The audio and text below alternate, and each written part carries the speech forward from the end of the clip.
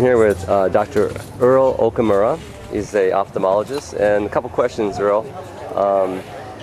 Vision. We're here at the USDA conference, and we have a couple questions on vision. What kind of hand-eye warm-up exercises do you recommend for vision?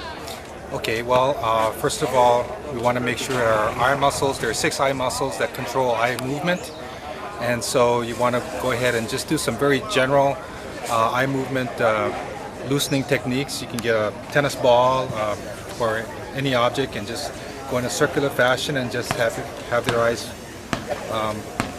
go in a circular fashion like this, about arm's length away.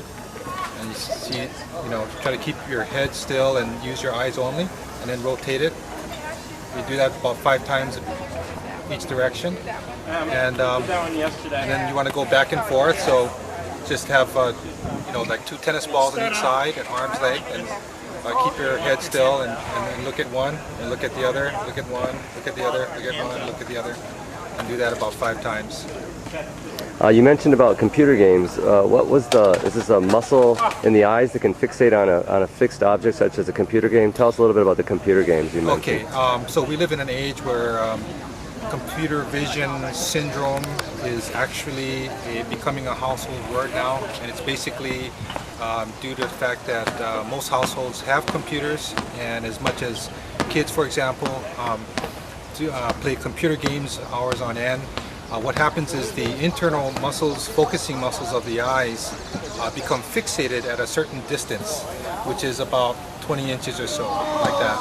And so what happens is the eyes the focusing muscles of the eyes become fixed, and so also the directional muscles of the eyes become also fixed. And there's a lot of different syndromes that come along with that, but basically when now you take a person or a teenager who's been playing computers for 2 hours, and now you put them on the tennis court, now they might have some vision difficulties. And so what we want to do now is we want to break that pattern and get them into more of a dynamic visual pattern.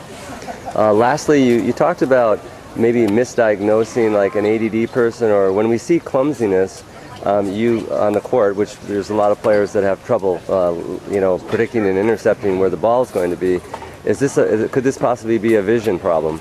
Yes, actually, when you take a group of individuals at a certain age, and if you witness one or maybe several of the individuals having extreme or significant difficulties, like you said, clumsiness or totally missing the ball, not stepping the right way and things like that, they could be having vision difficulties, and a lot of times parents overlook this fact that they could be using only one eye, which is very common.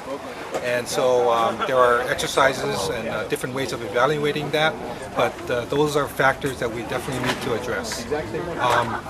Also, I might add that many times attention deficit has been misdiagnosed, and many of these individuals may actually have vision problems, which is correctable.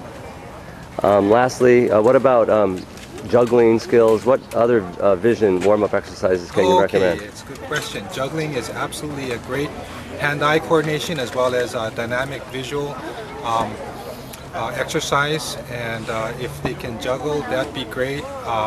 If you can do it standing, that's a great gift. Also a great learning tool and exercise tool. You can actually modify that by juggling and moving. That's also a good thing.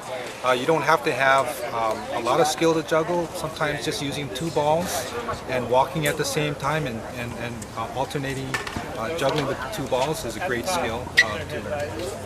All right, thank you very much for your time. Thank you.